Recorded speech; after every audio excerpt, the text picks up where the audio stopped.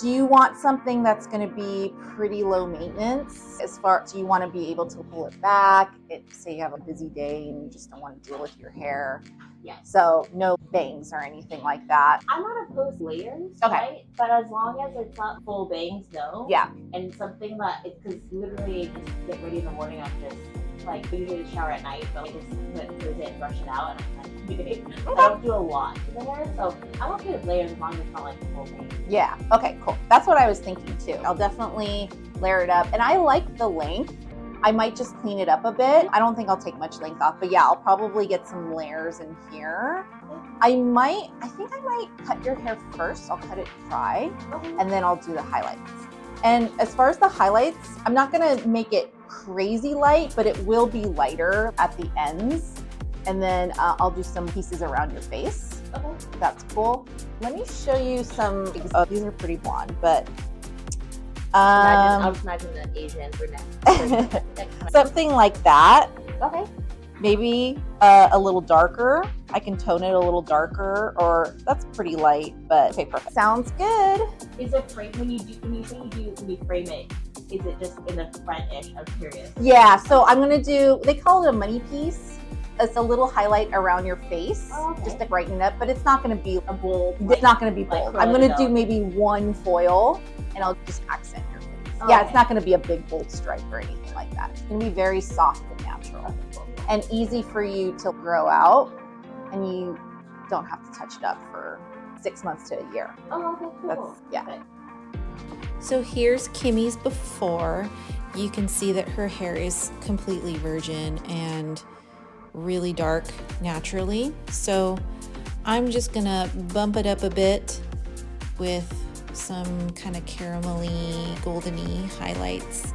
I've done her hair before, but not in a long time, so this is completely fresh hair for me.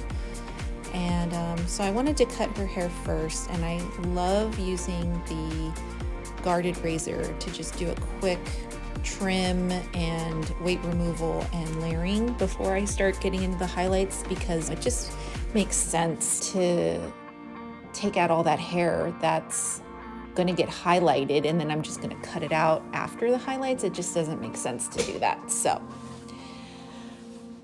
that is why we were doing the haircut first. And I sped up this video just so it doesn't get boring for you and doesn't get boring for me as well. But this is my normal process before I do highlights. If someone wants a haircut with their highlights, then I usually cut it before, because then I can see where the hair's gonna lay and how to do the placement. It gives me a really good guide as to where everything's gonna go and lay. Oh, you can see little rainbows on her face. I have a prism in the window of my studio, so it, at certain times of day, it reflects all these little rainbows around my room. It's really pretty. So I'm just taking some weight out. Usually with weight removal, you can tell where the weight needs to be removed. It's usually in the crown area. That's where people tend to want more volume and where it gets really flat. I'll layer the hair, pulling it forward, and then I'll go in with the razor and take weight out. And then I just did a little bit of layering in the crown area. She is a busy mom. She has 2 boys. So I'm keeping that in mind with her hair. I know I probably won't see her for another 6 months. So I'm keeping this hairstyle, the upkeep of it, pretty minimal for her. I'm starting in the back and I'm taking 3 sections. I'm just seeing the width of the back of her head and judging my partings based on that. So I'm doing 3 sections and I'm teasing the crap out of the hair, teasing it to where the hair that's left is very thin and you can see through it. I used to think, man, that's just not enough hair. And is it going to show up? And it does show up. It really does. Even on hair this dark, I've done this many times and I'm always amazed. It just gives the softest blend when you tease the hair a lot like this. I really like doing this method. So I'm kind of bricklaying. So I did 3 at the bottom and now I'm doing 2 above that. And then I think the next section, I'm going to be doing 3 subsections.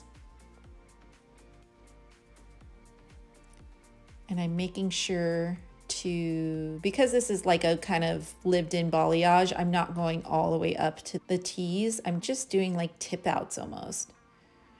For this section, I did a zigzag just to be fancy and do something a little.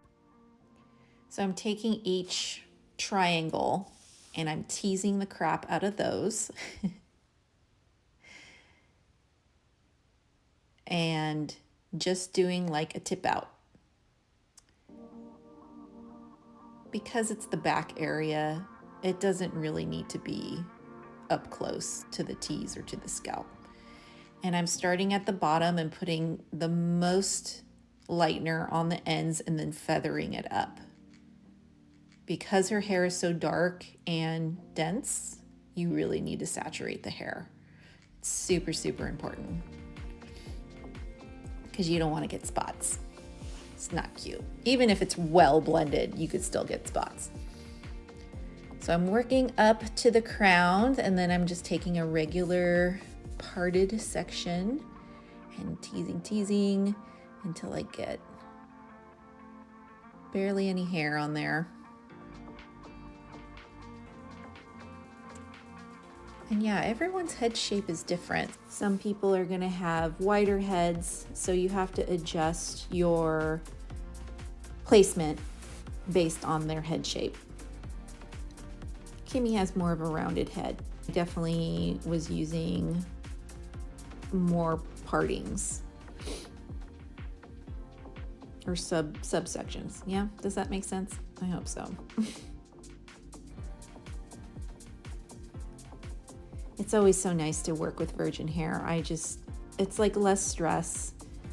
I always get so stressed out when someone already has pre-lightened hair or damaged hair doing this. But then again, I do take precautions. If someone had really damaged hair, I would use a protein bonder such as the O&M Core Restore in my bleach, and I would use a low activator for sure.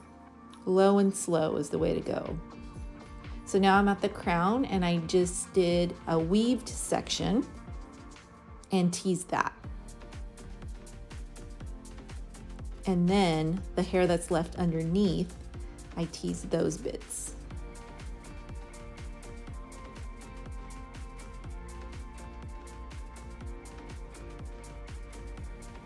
Now I'm getting up to the front. I'm going to do diagonal sections. And I'm going to clip away her money piece or her face framing.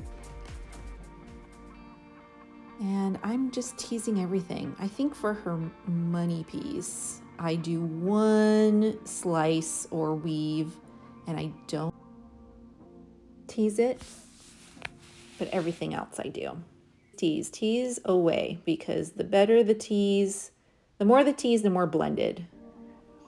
I know I've said that in my previous videos, but it's so true. I love, especially with hair this dark, it's so important to be as blended as possible, because if you get spots or whatever, it's so noticeable. Not so much on like lighter hair, but darker hair, yes.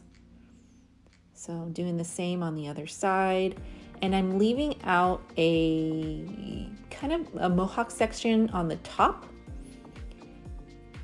and I'll show you what I do when I get there. But now I'm just doing the sides. Same thing.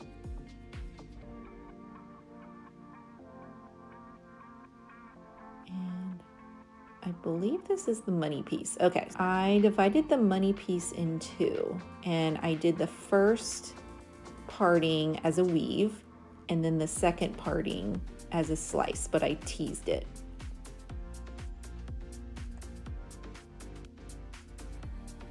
I might have not filmed the other side's money piece. Sorry about that. But yeah, basically it's just a 1/2 inch section in the front, and I weave the very front, a very fine weave, And then the next section was a very fine slice teased. Hope that makes sense for you. So now finishing up the sides. I think I did about 3 foils on this side, 3-4 foils.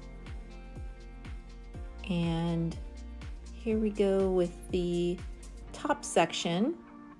And I'm basically taking a baby light, no tease, and then another baby light on top of it, no tease. Or you can tease a little. And then I take this section and tease that as a tip out. This is what I love about this method or this technique. I love those little baby lights on the top of the crown, and then you have the tip out right underneath it. And then when you do a color melt, a root smudge, I'm sorry, it just looks so soft and pretty, especially on dark hair. You just don't want to be too harsh with dark hair. So now I am taking out all the foils and I'm going to rinse, and I'm going to do my best to comb it all out, and then I'll take her back to the chair and we'll do the root smudge and toner. That is my doggy Evie. I think my dogs are hanging out with us at this point. And Evie is the queen of licks. She loves when my clients are at the shampoo bowl and she will just lick their hands. And I'm like, I'm so sorry. She just loves kisses, and they're usually that my clients like love it. They don't care. It's like dog therapy in my salon. And there's Leroy, he's the spotted hound dog right there. And then Juan, he's our Shiba Inu. They're a good bunch. They're a good pack of doggies. I love being able to work at home and have them be there with me and make my clients feel good. They love it. It's so special. So I'm combing out all of her teas. I'm using Afterworld Organics Hair Glow, or you can use New Wash. I like both of those for taking out the teas and hair because it shampoos and it conditions the hair in one step, and it helps me comb out the hair and it preps it for the toner because I like to have the hair washed and conditioned before I put on the toner. I feel like it makes the toner more of an even application that way. So rinse all that out. And then I'm going to take her back to the chair and do the toning process there.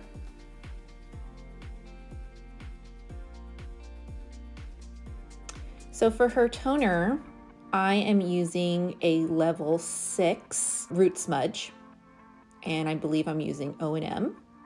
I used 1 to 2 parts for this to really make it more transparent and not so heavy. And I'm doing a teardrop application. So I'm starting at the top and doing a teardrop figure. I don't know how else to say it. Applying the root smudge. So it drags in the back of the head more than it does towards the money piece. And I leave the money piece out. I don't touch it at all with the root smudge. And then I take her toner, which I believe I used, let me think about this. I believed I used O&M, the clean liquids, and it was 7 natural, and I think 8.11. I think that's what I used. And I might have used a little bit of 9.6, which is a violet. I just wanted to cool down her hair a bit. And then I just drag it through and blend it. I left out her money piece for last, because you know that absorbs the color the fastest. And then I just use my blending brush. I think I'm using the Olivia Garden blending brush on this. I do the Color Wow comb as well when I'm toning. And then I leave that on for 20 minutes. I know that seems like a long time, but I feel like for brunettes, it's the perfect amount of time and it'll last them a while. A little trick that I learned is that for toning, every minute that you leave the toner on is considered one wash. So if you leave the toner on for 5 minutes, the toner will only last for 5 washes. So most manufacturers encourage you to do 20 minutes and then it'll last longer. Anyways, a little tip for you. So here she is after. It looks so beautiful and soft and sun-kissed and blended and natural, and it's like warm but not too warm. And here it is in the sunlight. I mean, compared to how dark it was before, it looks so pretty and natural and easy for her to wear and grow out. I'd probably have her come back, like 6 months to a year and maybe do it again to go lighter, but I love how it came out. Be sure to subscribe for more tips and tricks from me.